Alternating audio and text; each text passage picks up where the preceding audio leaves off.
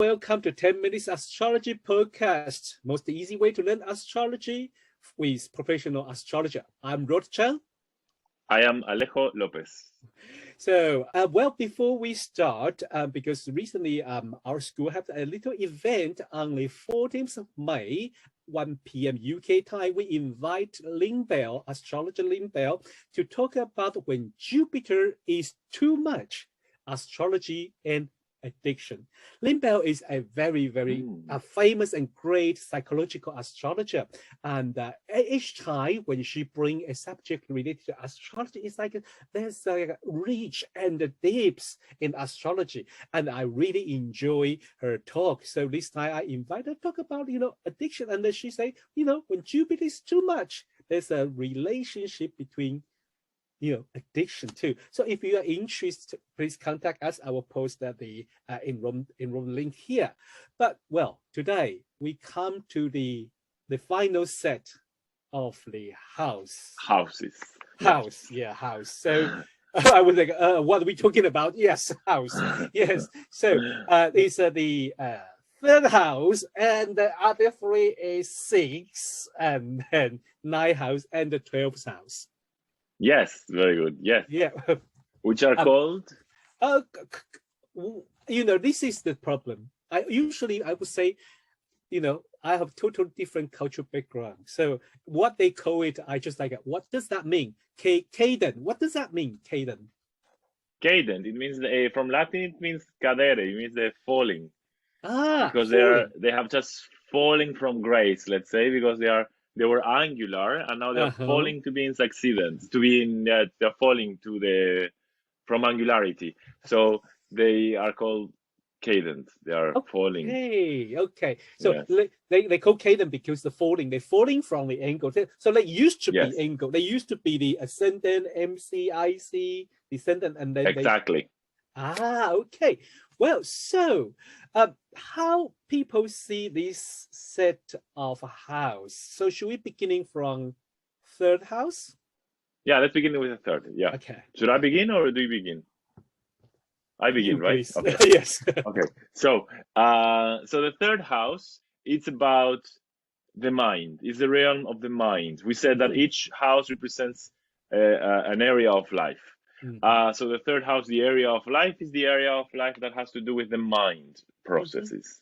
So it has to do with how we think, what we like to think about, perhaps, and how our abilities to speak and to express those ideas in the world. We would say that it has to do, if you think of an area of life, perhaps, because this doesn't sound so much like an area of life. If you want to think of an area of life, we need to think about the idea of the mind, the idea of understanding the world, and the idea of early education.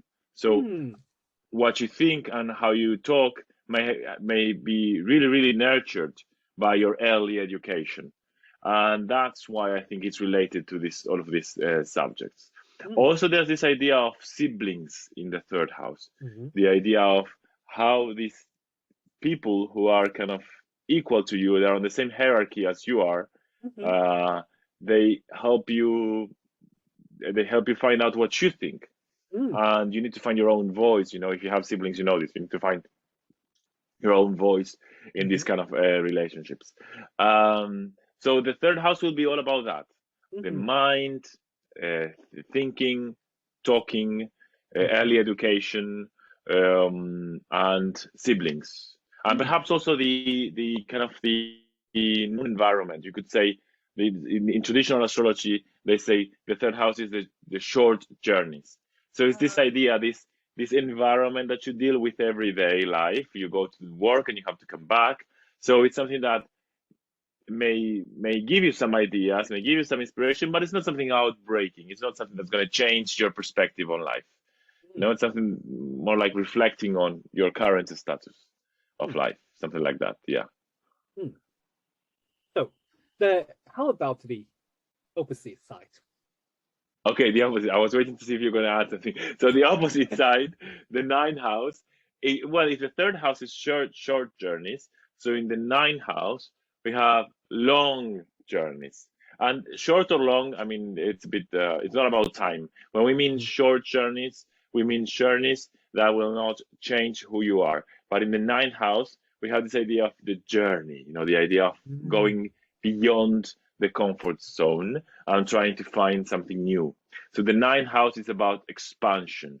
It's about perhaps inspiration, ideas, and probably trying to find some kind of belief or some kind of moral guidelines. So in the third house, we had the idea of information. We said it's how we talk, how we speak, how we think. And in the ninth house, we have more the idea of this other kind of information, which is not so rational, but it's more subtle, and it kind of guides you, gives you purpose, right? So in the old times, ninth house would say, the people would say it's religion. And the idea, I think, is not so much that it's religion, but it's more about purpose and like what makes meaning, what gives meaning to you, right? Yeah, I think meaning in ninth house is quite important, because usually when we talk about the third, between the third house, different between third house and ninth house. Third house is talking, is everyday like is communication. But when it comes to ninth house, there is a depth there. There is like you search for a long time, then you finally know what's the meaning of life.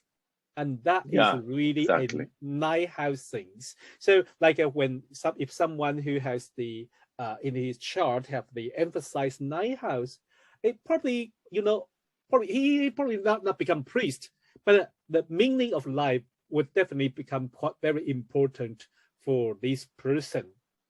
Yes. Yeah. So to kind of wrap it up, so in the third house, we have the mind, we have communication, we have siblings, and we have short journeys or known environment. And in the ninth house, we have meaning, purpose, spirituality, perhaps like a moral guidelines or something like that. The idea of the journey, going beyond the comfort zone, so long journeys. And you could say, instead of siblings, you have uncles and aunts in the ninth house. If you want to go very literal. Yes, but also I think the some astrologer, like modern astrologer, more consider this house is related to foreigner, like a foreign culture, foreign language, and the people, foreign relationship. Yeah, that's a ninth house things. So let's come to the sixth house. It is very interesting because the traditional meaning and the modern meaning of sixth house is very, very different. So I will not go too deep there, but I would say in modern astrology, we would say sixth house is kind of everyday's life, daily routine. We start from here. So what do you do? What do you need to do every day? What do you desire? What do you need to do? Your daily routine. And it's also about, it's like some people were talking about service in the sixth house. Also the health, because these two, service and health, are, I think, is what I say would be like a change from the ancient view, because the ancient time sixth house is a servant and the illness. And we don't talk about that anymore. You especially like sixth house, when you say servant or people, people people who provide the service. But nowadays, I think they will say, it's about how you service the world, how you give to the world, and also the health, because there is discussion there. Is really sixth house a house of health or only house of illness? But that is a lot of discussion. But most astrologer will talk about this is related to our health. But looking another way, everyday's life, what do we eat? What do we practice? Exactly. Do we sleep well? Do we do exercise every day? Do we do yoga every day? And that has impact to our health. So keep it simple. Everyday's life, what you eat, what you do, what you practice, your daily routine, and the service, it could be related to your health. I will not deny it. But Alejo, do you want to add anything in? No, I think it's perfect. I would say the same thing. It's what you do every day that talks about your health or your illness. I mean, and health and illness, also to separate them. I mean, it's they go together, I think. So yeah. Oh, one thing I want to add is the very interesting sign because the sixth house in a traditional way is a small animal. That's it. I was about to say that. Yeah, it's about pets also. Yeah. Yeah, it's about pet, small animal. So how about 12th house? It's a large animal, wild animal. So the sixth house is like a cat, dog, you know, but the 12th house is an elephant or cow or horse, a large one. Anyway, that's opposite side. So now you know the house, there is the theme of opposition and they are related, but they are different. So from this view, let's look 12th house, because usually people say 12th house is difficult to explain. I'm quite happy to go from traditional view, just very simple. They think 12th house as an area of life. They say there's a hospital and a prison. Or they call yes. it, yeah, so people don't like it, or they call it self-undoing. Yeah. So you kind of like take yourself down, but which is interesting. Let's put in the modern sense of it. That's where you may need to let go of yourself. Yeah, exactly. Yeah. You need to surrender to something greater. Yes, that's 12th house. So that's why people just like, oh, how to explain that? Well, you know, that's the situation. You have to, you know, you surrender yourself. You obey the something bigger than you, something greater than you, and somehow in this area we probably lost our identity. It's quite interesting because when you image like a situation when you go to hospital. I was hospitalized when I was a child. So in the hospital, you have the name, you have number. You don't have name, you have a number. Yeah. Yeah, number. Your bed is 12B or something. And in the military or in the prison, you also replace your name by numbers. Yeah, very clever. Yeah, I never thought of that. Yeah. So all this area is 12th house. So let's describe. In those areas, you are not you. Your identity or your unique identity may not stand out. Dissolve. Yeah. But it's good side is in here we learn we are all the same. You and me, we are all the same. So interesting. I like this idea about, you know, because we say let go of yourself. That what to do when you have planet in 12th house, you kind of sacrifice for great purpose, or you offer it. I like this idea. It's like a religion idea. You offer it to the world rather than to the God. You offer it to whole society. You offer it to the world. I really like this idea about 12th house. So make it more clear, wrap it up. So 6th house with everyday's life is a service, is a daily routine. It related to our health or illness. But when it comes to the 12th house and is related to, you know, you lost your identity, yourself undoing, you let go of yourself and you dissolve yourself, but you also, you know, offer those things to the society, to the world. So how about our today's practice example? Okay, yes, do we have a chart? Is there a chart to? Okay, yes, let me find a chart. Share. Okay, here. Today we choose the example Karl Marx. So if you will listen to our audio, you can really go to astro.com. They have an Astro data bank. You just type Karl Marx, they will show you Karl Marx chart. So good. Yes. So what we see here, Alejo. So let's go to the 3rd house. Yep. Because I see here he has Venus and Mercury. Let's talk a little bit about this Venus in the 3rd house. Yes. So we said the 3rd house is the realm of the mind, right? How we think, what we communicate also. Yes. And we said the Venus is about our sense of value, our sense of worth. And also we said it's about what we want to spend money on, because it's about what we think it's valuable. Yes, also relationships, what kind of relationships we make, because it's what we think it's valuable, right? Yes. So basically, with the 3rd house, with Venus in the 3rd house, we might think that, first of all, we might think that this person enjoys the realm of communication because it's Venus. It brings them pleasure to talk, to think, to express their ideas. They might do this in a creative way. And also, what is it that they like to talk about with the third in the Venus house. They might want to talk about values. They might want to talk about worth.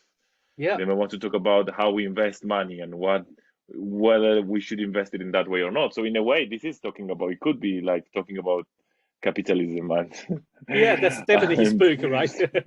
yeah, and what we do with money and why we get pleasure from spending money like that and the kind of things. Yes, this is very interesting. So I mean, when you see the chart, usually it's unfolded in a very different way. We haven't discussed the sign yet. We will start from next week. But if you notice that he has the Venus in third house, but also in Taurus, which is another indicator, another symbol of material and money, and also capitalism.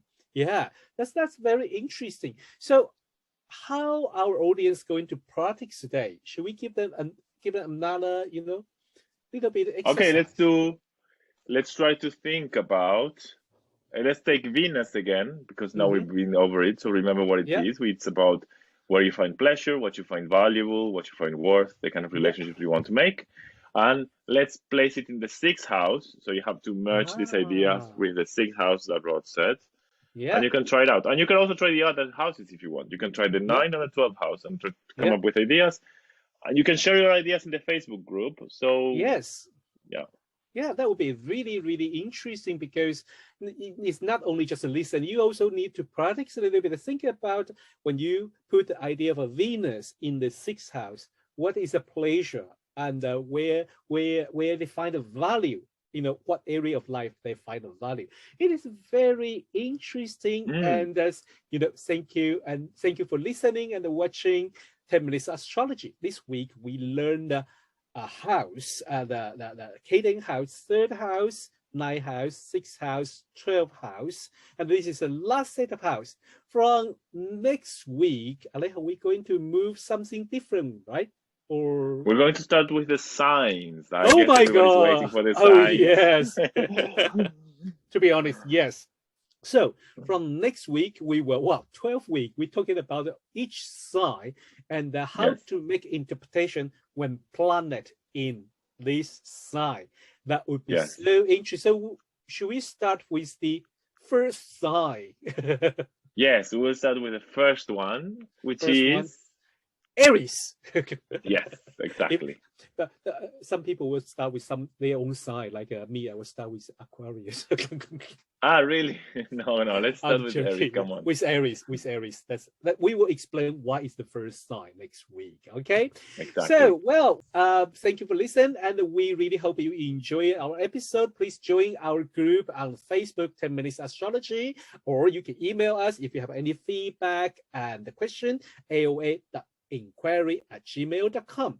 You can also find me at Instagram at AOAUK ROD, and you can find Alejo at his Instagram at Liminal Cosmos. At Liminal Cosmos. And don't forget, next week we'll come back. We talk about sign Aries and the planet in the Aries. Okay, so stay in tune.